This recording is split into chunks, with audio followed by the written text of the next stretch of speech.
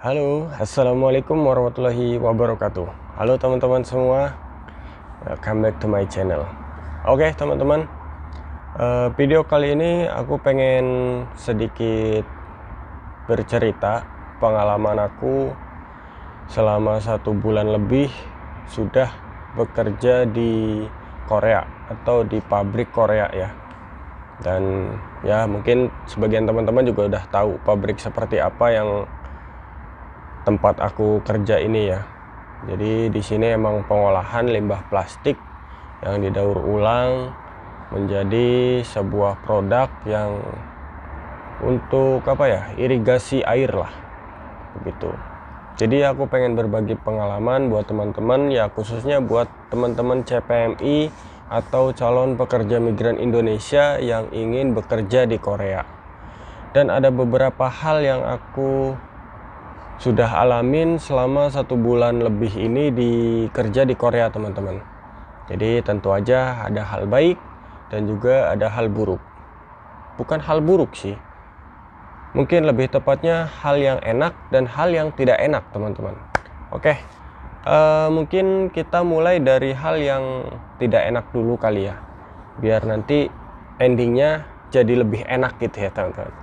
Oke teman-teman, jadi buat teman-teman yang berniat atau punya keinginan kerja di Korea, silakan tonton videonya sampai selesai dan jangan di skip ya. Siapa tahu ini bisa menjadi pelajaran buat teman-teman nanti ke depannya berada di Korea.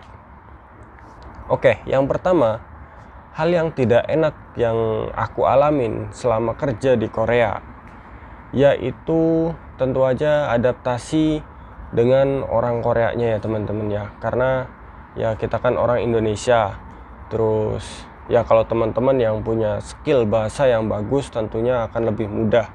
Kenapa diharuskan teman-teman itu pintar berbahasa Korea. Jadi biar adaptasi dengan orang Koreanya lebih cepat, beradaptasi dengan Sajangnim, Mandor atau apa yang ada di pabrik Korea itu lebih enak ya. Jadi kenapa agak susah? Karena ya seperti yang kita tahu, orang Korea pasti lebih suka itu cepat teman-teman dalam segala hal. Entah itu kerjaan, entah itu kita menangkap apa yang diinstruksikan gitu ya. Kita itu harus cepat. Jadi itu menyulitkan saya. Karena terus terang ketika kita bekerja di tempat yang baru, otomatis kita harus beradaptasi, dan itu membuat saya agak kaget gitu ya. Karena dari pekerjaan yang belum pernah saya kerjakan sebelumnya, terus juga dengan bahasa yang sedikit cuman saya bisa mengerti gitu ya. Jadi ya itu agak menyulitkan. Terus yang kedua, tidak enaknya kerja di Korea itu apapun yang terjadi, apapun yang teman-teman alami, apapun yang kita alami itu harus kita telan, harus kita lakukan, harus kita jalani. Contoh, kita tidak bisa pekerjaan ini, tapi mau tidak mau karena kita sudah sampai sini, kita tidak akan bisa menolak. Jadi kita harus pekerjakan itu semua. Dan di pabrikku ini teman-teman, itu kerjanya nggak ada istilah jeda. Jadi ya kalau hanya sekedar minum boleh, ke kamar mandi boleh, tapi nggak ada istilah waktu buat santai, ngobrol, diem, nggak ada. Jadi mesin itu terus berputar, terus pekerjaan itu terus jalan. Jadi kita nggak bisa santai, nggak bisa ngobrol, nggak bisa ngopi sekedar buat kopi apa itu. Sebenarnya itu bisa, tapi kita nggak bisa santai-santai yang kayak ya sambil menikmatin waktu luang gitu, nggak bisa teman-teman. Jadi benar-benar harus buat kopi secepat mungkin, minum ya secepat mungkin gitu ya. Pokoknya pali-pali lah semuanya, cepat-cepat gitu ya. Karena begini teman-teman, jadi di pabrik aku itu startnya jam 8, itu mulai kerja itu start jam 8 pagi dan terus berjalan tanpa henti, tanpa jeda sampai jam 1 siang teman-teman. Jadi produk itu terus dibuat sampai jam 1 baru kita selesai istirahat break sampai jam 2. Nah setelah jam 2 kita masuk lagi terus produksi sampai jam 7 malam, dan itu nggak ada jeda teman-teman. Makanya kita nggak bisa istirahat santai leha-leha gitu, nggak bisa, kecuali emang ada trouble di mesin atau trouble di apa gitu ya. Jadi kita emang benar-benar nggak bisa jalan, dan trouble di mesin pun para karyawan harus tetap bergerak, yaitu membetulkan ya mesin yang rusak itu teman-teman sama mandornya. Jadi memang di sini nggak ada waktu buat istilahnya santai-santai gitu ya. Nggak bisa nyantai, ngopi dulu, ngobrol dulu, nggak ada. Kalau sudah mulai bekerja ya udah kita fokus bekerja selama 5 jam itu nonstop. Dan waktu pertama aku nyampe ke sini itu aku langsung digas sama waktu mulai kerja itu langsung digas sama mandornya, karena pas mengerjakan atau pas motong bahan itu, produk itu ya aku termasuk lama teman-teman. Jadi yang lain senior kan mereka sudah terbiasa ya, jadi bisa cepet gitu ya.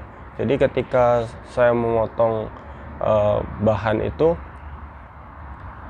saya belum dapat satu itu belum selesai, yang senior yang lain itu udah dapat 2 produk teman-teman. Jadi di situ mandor bilang, ya kalau bahasa Indonesianya mungkin, kamu ini lambat sekali, yang lain udah dapat 2, kamu masih di situ aja gini. Coba kamu tuh motongnya gini. Ya menurut saya itu suatu yang mudah untuk dia katakan tapi sulit untuk saya kerjakan, karena ini kan saya kerjaan baru gitu ya, dan ya saya masih beradaptasi dengan itu gitu ya. Cuman ya itulah, lagi-lagi kita harus terima apapun konsekuensinya kalau kita sudah sampai di Korea teman-teman. Jadi nggak bisa kita melawan atau gimana, dan kalaupun kita melawan, kita ya dengan bahasaku yang terbatas itu akan susah gitu untuk menjawab gitu ya. Jadi yang ada ya nurut aja ya, seperti itulah teman-teman. Tapi apa mungkin ada pertanyaan, kan bisa pindah pabrik ya? Bisa teman-teman, sebenarnya sekarang itu bisa. Jadi emang pindah pabrik juga dari dulu itu sudah diperbolehkan, cuman dengan alasan yang kuat teman-teman, dan alasan itu harus benar-benar kuat dan melalui proses juga.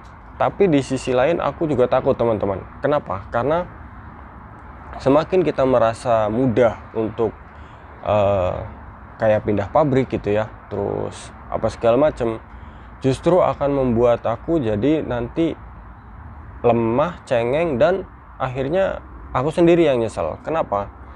Karena nanti, dan setiap pekerjaan dan setiap pabrik itu pasti ada minus plusnya, dan ketika aku dapat minus sedikit aja dan itu membuat aku ingin pindah pabrik, kayaknya aku nggak bakalan bisa menemukan pabrik yang benar-benar cocok gitu ya. Jadi salah sedikit atau nggak enak sedikit, aku mengusulkan buat pindah. Terus salah sedikit, pindah lagi, sampai akhirnya ya waktu aku di Korea ini cuman sibuk untuk pindah gitu ya. Makanya ya sebisa mungkin bertahan gitu ya. Selagi itu memang masih bisa buat bertahan dan nggak ada masalah yang sangat besar, ya udah bertahan aja. Jadi jangan sampai jadikan alasan kecil untuk pindah pabrik ya teman-teman. Dan mungkin ini juga satu alasan kenapa aku harus bertahan di pabrik yang tempat aku kerja sekarang. Jadi aku juga punya beberapa teman kan di sini, ya lumayan banyak gitu ya, dan aku sering mencari informasi gitu ya, seperti apa pabrik teman-temanku gitu ya. Dan memang banyak yang bagus gitu ya, lebih bagus daripada pabrik aku, tapi juga banyak juga yang lebih yang nggak bagus gitu daripada pabrik aku ternyata teman-teman. Entah itu dari pekerjaannya, entah itu dari pabriknya, entah itu dari bosnya gitu ya. Jadi itu membuat aku semakin kuat buat bertahan gitu ya. Dan itu salah satu tips buat teman-teman. Jadi buat teman-teman yang ingin kerja di Korea, jangan cuma melihat teman-teman yang lain yang kerjaannya atau pabriknya itu bagus, Jadi lihat juga yang lebih tidak bagus dari pabrik yang kita tempat kita kerja sekarang gitu ya. Jadi itu bisa menguatkan teman-teman, oh iya ternyata kerjaan saya itu lebih bagus daripada si dia gitu ya. Oh ternyata perusahaan saya lebih bagus daripada perusahaan dia, dan ternyata bos saya lebih baik daripada bos dia gitu ya. Jadi itu bisa menguatkan teman-teman untuk bertahan di pabrik yang teman-teman saat ini kerja gitu ya. Jadi nggak gampang pindah gitu ya. Terus apalagi yang tidak enak di Korea ya, salah satunya mau nggak mau kita harus melakukan apa yang sebenarnya mungkin kita awalnya berat gitu ya, tapi ya kita harus lakukan. Karena kalau seumpama di Indonesia, kita kerja di Indonesia, kita nggak betah, nggak betah di suatu perusahaan atau di pabrik atau di tempat kerja itu, kita bisa berhenti, kita bisa pulang di rumah santai gitu ya, udah menikmatin suasana di rumah gitu ya. Nanti kita suatu saat bisa cari kerja lagi, itu enak teman-teman. Tapi kalau di Korea, teman-teman udah kerja di Korea, teman-teman nggak akan bisa istilahnya berpikir seperti itu. Karena apa? Karena kalau teman-teman berpikir untuk pergi dari suatu perusahaan, otomatis teman-teman harus mencari perusahaan lain dan sesegera mungkin. Karena selama penantian pencarian, teman-teman nanti bakal dapat batas waktu. Jadi nggak bisa nunggu nganggur selamanya. Pertama juga keuangan pasti akan habis. Kedua emang ada batas waktu. Kalau tidak salah itu selama 3 bulan teman-teman. Selama 3 bulan teman-teman nggak bisa dapat pekerjaan, ya terpaksa pekerjaan atau perusahaan yang terakhir dipilihkan oleh pihak Nodongbu, ya itulah pekerjaan yang teman-teman akan kerjakan. Syukur-syukur kalau cocok teman-teman. Kalau enggak, nah itu bakal merepotkan lagi teman-teman. Jadi mau nggak mau ya teman-teman harus terima apapun keadaan di pabriknya setelah sampai di Korea. Itulah sesuatu hal yang tidak enak ketika teman-teman ingin bekerja di Korea. Dan mungkin dengan peraturan-peraturan yang ada di perusahaannya, itu nggak bisa kita tolak. Entah itu dari shift lemburnya, terus shift kerjanya siang atau malam, terus apa deskripsi pekerjaannya, itu kita nggak bisa tolak. Ya kita harus pekerjakan. Mungkin bisa teman mengajukan, saya mau pindah bagian di bagian ini. Ya kalau disetujui ya alhamdulillah, tapi kalau enggak ya mau bagaimana? Sudah, hanya bisa pasrah dan kerjakan saja. Dan ada lagi yang membuat kita tidak enak kerja di Korea itu tentu aja dengan keluarga teman-teman. Terutama buat teman-teman yang mungkin sudah berkeluarga, punya istri, punya anak gitu ya. Ya kita sebisa mungkin harus menahan rasa rindu, rasa kangen gitu ya kepada keluarga kita. Karena kita nggak bisa seenaknya pulang ke Indonesia gitu ya. Kangen udah baru 3 bulan kerja di Indonesia udah kangen pengen pulang gitu ya, terus sini lagi itu nggak bisa teman-teman. Contoh di pabrik aku aja, senior aku ini pengen cuti itu susah teman-teman. Karena apa? Karena mengingat barangnya kayak seumpama kosong gitu ya, jadi kita harus produksi gila-gilaan sedangkan orangnya cuma sedikit. Jadi kalau seumpama di push, karyawannya juga nggak akan baik gitu ya kalau kurang gitu ya. Jadi ya terpaksa kita harus menahan rasa kangen dan rasa rindu kepada keluarga kita, terutama anak istri gitu ya. Apalagi kalau seumpama anaknya baru-baru gitu, masih lucu-lucunya gitu ya, kayak anak aku sekarang itu. Terus mungkin juga teman-teman yang rindu sama orang tuanya, sama ibunya, sama bapaknya, adik, kakak gitu ya. Ya itu terpaksa kita harus menahan semua itu teman-teman kalau sudah sampai Korea. Jadi minimal 1 tahun kalau seumpamanya teman-teman beruntung dapat pabrik yang memperbolehkan teman-teman cuti dalam 1 tahun, ya gunakanlah kesempatan itu gitu ya. Dan itu teman-teman beruntung gitu ya. Oke teman-teman, mungkin itu ya yang tidak enak di Korea ya. Dan juga mungkin dari segi kita mencari bahan pangan ya, ya emang sebenarnya nggak terlalu sulit, tapi kan karena di sini mayoritasnya itu non muslim, jadi kebanyakan makanan di sini memang non halal teman-teman. Jadi kita nggak bisa sembarangan, bagi teman-teman yang muslim ya, nggak bisa sembarangan mencari makanan di Korea. Terus hal yang tidak enak apalagi ya, mungkin dari perubahan cuaca kali ya, dari musim ya, musim, karena di Indonesia kan ya cuman ada panas hujan gitu ya. Kalau di Korea itu kan ada musim dingin, musim gugur, musim semi, musim panas gitu. Jadi biasanya di perubahan cuaca itu selalu ada hal yang membuat badan kita itu jadi kaget gitu ya, atau mungkin berubah gitu, kayak entah itu demam, entah itu apa. Dan bahkan di musim dingin ada sebagian teman-teman, dan mungkin saya juga sedikit merasakan, di musim dingin itu ada kalanya hidung kita itu keluar darah, entah itu banyak kayak mimisan gitu, entah itu hanya sedikit kayak kotoran-kotoran hidungnya itu kayak ada darah gitu, kayak bekas luka gitu ya. Ya seperti itulah teman-teman, jadi tidak enaknya di Korea. Lalu kita bahas hal yang enak di Korea teman-teman. Apa ya, sebenarnya seimbang sih, antara enak dan tidak enaknya itu seimbang teman-teman, menurut saya pribadi ya, selama 1 bulan lebih ini kerja di Korea. Untuk hal pertama mungkin dari segi apa ya, keuangan lah mungkin ya. Otomatis itulah incaran pertama para CPMI dan mungkin tenaga kerja asing lainnya yang datang ke Korea, itu pasti dari segi keuangan ya. Dari segi keuangan tentu aja di Korea itu lebih menjanjikan daripada kerja di Indonesia ya. Ya sekelas pekerja pabrik gitu ya. Karena setahu aku di Karawang juga itu paling standar UMR-nya itu mungkin sekitar 5 jutaan ke atas mungkin ya, tapi nggak sampai 10 juta ke atas gitu ya.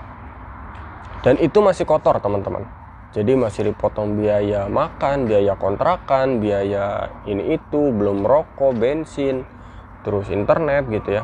Jadi banyak yang dipotong gitu ya, dan itu masih kotor gitu ya. Kalau di Korea ya seperti yang mungkin teman-teman juga udah tahu di internet, gaji Korea sekarang itu sekitar basicnya 1.900.000 won, 1.900.000 sekian won gitu ya. Dan itu kalau dirupiahkan, aku ambil rata-rata aja, mungkin sekitar 20 juta ke atas, atau sekitar 22 juta atau 23 juta gitu ya. Dan oke lah, walaupun itu masih ada potongan lah segala macam, mungkin bisa bersih sekitar 15 juta. Itu pun kalau seumpama teman-teman nggak lembur. Kalau seumpama teman-teman lembur, itu mungkin bisa sampai 25 juta, 26 juta, 27 juta gitu ya. Dan itu teman-teman bisa beli iPhone 13 Pro Max secara cash kalau kerja di Korea gitu ya, dalam 1 bulannya gitu ya. Jadi ya itu salah satu enaknya kerja di Korea. Cuman ya setiap orang kebutuhannya pasti beda-beda ya teman-teman ya, nggak bisa dipatok dalam satu ini pasti segitu gitu ya. Dan pengeluaran teman-teman juga mungkin kayak aku sama senior aku pasti beda juga, karena ada yang merokok, ada yang tidak merokok, ada yang suka makan ini, ada yang suka makan ini, ada yang nggak suka makan ini, ada yang nggak suka makan ini gitu ya. Jadi memang beda-beda, tapi masih banyak yang bisa kita sisihkan untuk menabung gitu ya, atau untuk kita kirimkan ke rumah atau ke Indonesia gitu ya.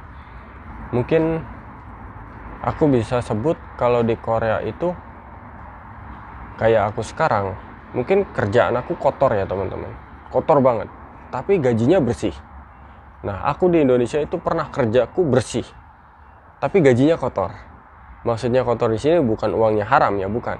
Jadi maksudnya kayak seumpama gaji aku 3 juta 1 bulan, dan itu masih kotor.